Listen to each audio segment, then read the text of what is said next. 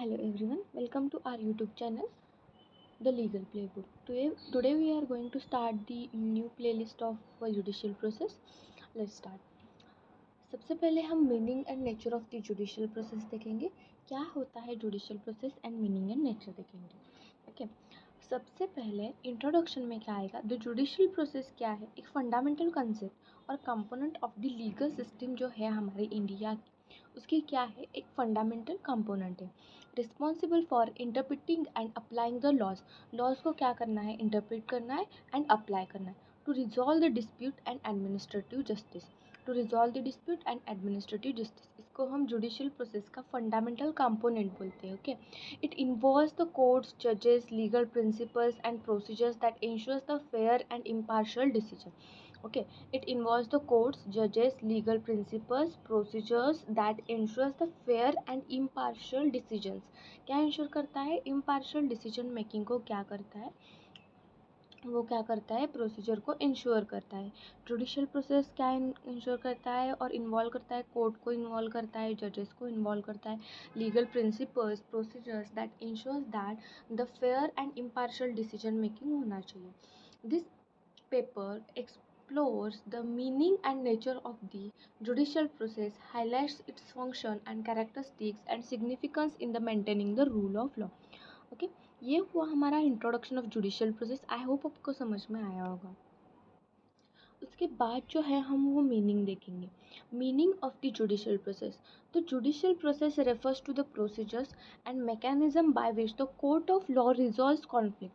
क्या बोला है, द जुडिशियल प्रोसेस क्या रेफर करता है, प्रोसीजर्स रेफर करता है and mechanism by which the court of law resolve the conflict resolve करता है. Interpret the legal provisions and enforce the justice. And क्या एनफोर्स करता है, जस्टिस एनफोर्स करता है. It involves the application of legal norms. It involves the application of जो legal norms होते हैं by the judges in deciding the cases brought before them. जो cases जजेस के सामने आते हैं वो कैसे लीगल नॉर्म्स की रूल पे और ट्रैक पे उनको लाना है वो देखते हैं. The process ensures that the individuals and institutions adhere to legal framework set by the constitution and legislation. क्या बोला है, the process ensures that the individuals and institutions adhere to legal framework set by the constitution and legislation. जब जजेस जो process follow करते हैं तब उनको ध्यान रखना होता है कि जो कॉन्स्टिट्यूशन एंड लेजिस्लेशन का फ्रेमवर्क है उसके बाहर नहीं जाना है उनको. According to the legal scholars, the judicial process is just not about the mechanical application of laws. According to जो स्कॉलर्स है उनकी जो राय है, the judicial process is not just about the mechanical application of the laws but also it involves the interpretation and evolution of the legal principle जैसे evolve हुए हैं in response of changing the societal needs. In response of changing the societal needs कैसे बढ़ रहे हैं वैसे. Justice Benjamin Cardozo in his book Nature of the Judicial Process describes it as dynamic process influenced by the legal precedent, social values and judicial reasoning को बताया गया है. उसके बाद नेचर ऑफ जुडिशियल प्रोसेस क्या है. नेचर ऑफ जुडिशियल प्रोसेस में the judicial process has a several key characteristics define its nature. This includes first one is an application of laws. जो नेचर है उसमें हम क्या लिखेंगे, first one is an application of laws. One of the primary function of the judiciary is to apply the laws. क्या बोला है, one of the primary function जो है वो क्या है, अप्लाई द स्पेसिफिक केसेस पे. वो जो जुडिशरी है apply the laws to the specific cases पे हमें लॉज अप्लाई करना है. उसके बाद कोर्ट्स एनालाइज द स्टैट्यूट्स को कोर्ट क्या करता है, एनालाइज करता है. प्रेसिडेंट क्या, स्टैट्यूट को जो हमारे एक्ट है बेयर एक्ट से, यहाँ पे बेयर एक्ट को एनालाइज करना है. और जो प्रेसिडेंट है, प्रेसिडेंट मतलब केस लॉज को एनालाइज करना है. लीगल डॉक्ट्रिन जैसे कि फॉर एग्जांपल केस 1 भारती में कौन सा आया है, बेसिक स्ट्रक्चर डॉक्ट्रिन हुआ. बेसिक स्ट्रक्चर डॉक्ट्रिन स्टोपल जो है वो स्टोपल आप एग्जाम्पल भी लिख सकते हैं, उसको क्या करना है, यूज़ करना है वहाँ पे स्पेसिफिक जो केसेस है उन पे. Okay. To determine the outcome of the dispute. जो डिस्प्यूट है उसको आउटकम लाने के लिए क्या उसको हमें यूज़ करना है उस केसेस में। ओके, उसके बाद जो है जजेस interpret the laws to ensure that align with the constitutional principles and societal needs.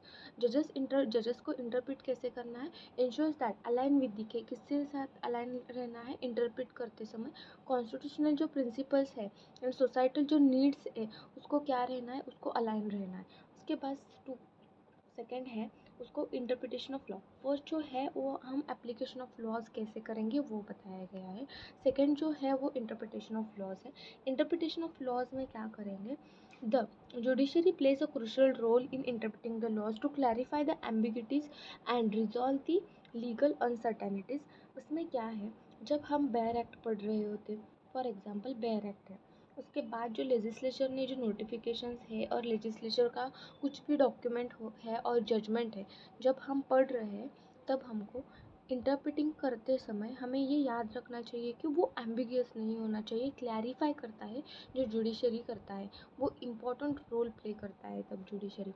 When laws are वेग होता है और ओपन टू मल्टीपल इंटरप्रिटेशन, जब लॉज रहते हैं तब वेग रहते हैं और open to multiple interpretation. For example हम यहाँ पे ले सकते हैं आईपीसी में ही जो है वर्ड ही जो है वो क्या डिनोट करता है, ही वर्ड्स, और जो कॉन्स्टिट्यूशन में वर्ड ही है वो क्या डिनोट करता है, वो ही और शी बोथ डिनोट करता है। Only not for the main, okay, it is not for the main, but it is an interpretation of judiciary that he or she both are included into the he। जिधर जिधर ही है वहाँ पे she भी आएगा, ऐसे उनका इंटरप्रिटेशन है। ओके, तो यहाँ पे क्या बोला है, व्हेन लॉज आर वेग और ओपन टू मल्टीपल इंटरप्रिटेशन में वेग है और मल्टीपल इंटरप्रिटेशन आ सकते हैं, वहाँ पे हमने पढ़ा है इंटरप्रिटेशन ऑफ स्टैट्यूट में, तब जजेस क्या करेंगे, provide the authoritative explanation that guide a future legal decision. जजेस क्या करते हैं, फ्यूचर लीगल इंटरप्रिटेशन को और अथॉरिटेटिव एक्सप्लेनेशन गाइड करते हैं फॉर फ्यूचर लीगल डिसीजन को, जजेस मेन रोल प्ले करते हैं यहाँ पे। ओके, उसके बाद जो एडवर्सल नेचर है, हमारा एडवर्सरियल नेचर जो है उसमें क्या रोल प्ले करते हैं जुडिशियल प्रोसेस का।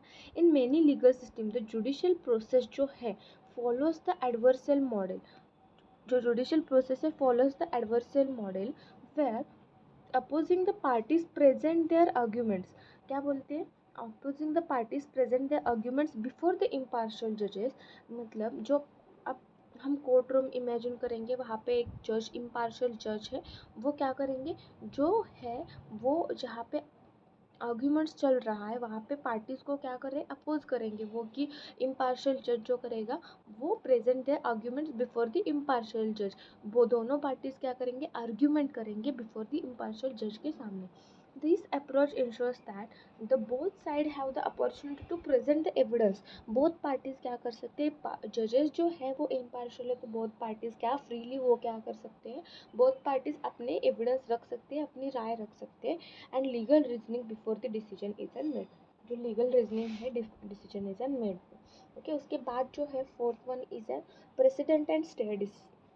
ये हमको सबको पता है, 5 ईयर्स लॉ कोर्स में तो सब ने पढ़ा है, 3 ईयर्स लॉ कोर्स में भी प्रेसिडेंट स्टे डिसीज पढ़ा है। प्रेसिडेंट का मतलब क्या होता है, प्रेसिडेंट का मतलब होता है, प्रेसिडेंट मीन्स केस लॉज रहते हैं यहाँ पे, जो केस लॉज है प्रेसिडेंट का मीनिंग वो केस लॉज इंक्लूडेड रहता है। ओके, उसके बाद जो है वो स्टेयर डिसीज है, वो देखेंगे आगे हम।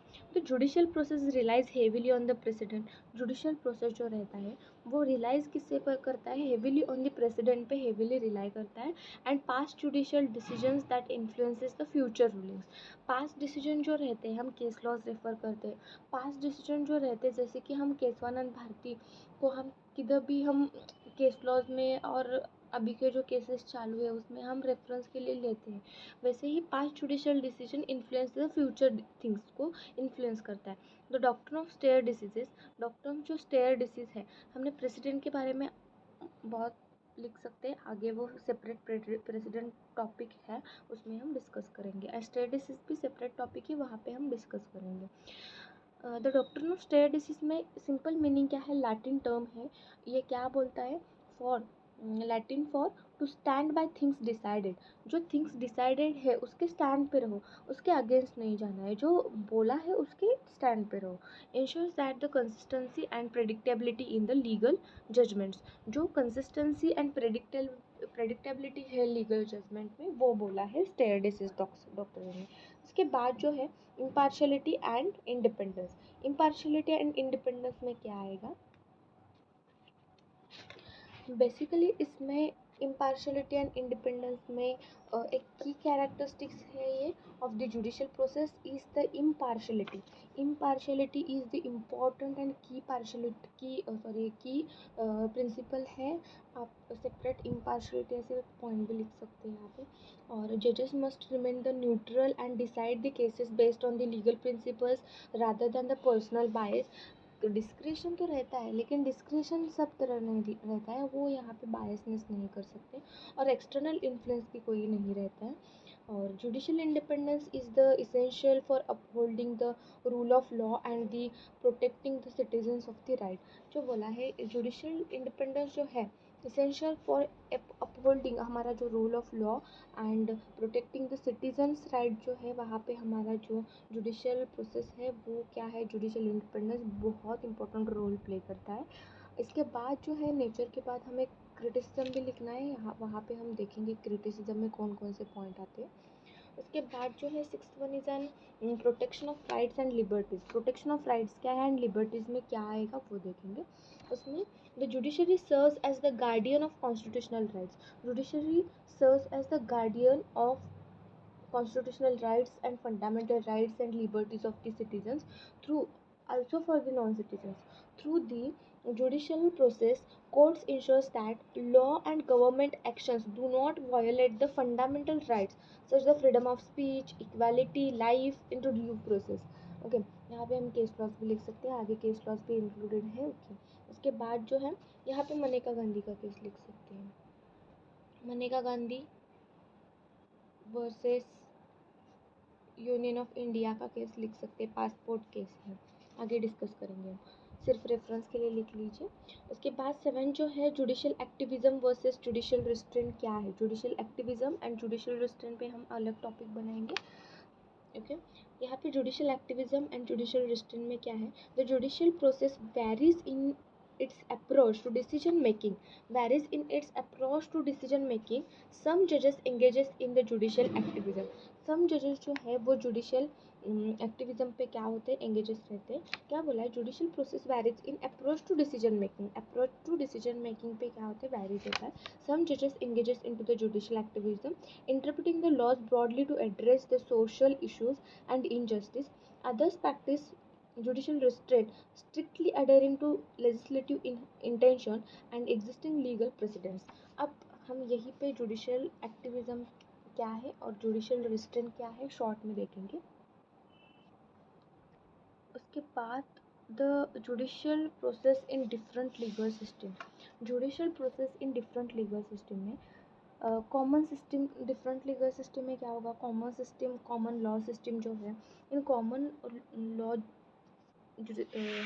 jurisdiction like the United States में, United Kingdom and India, the judicial process is largely precedent based है और courts rely on the past decision पे कोर्ट रिलाई होते हैं। यूके यूनाइटेड में भी ऐसा ही रहता है। हम डिफरेंट लीगल सिस्टम में अदर कंट्रीज के साथ हम कंपैरेटिव स्टडी करेंगे।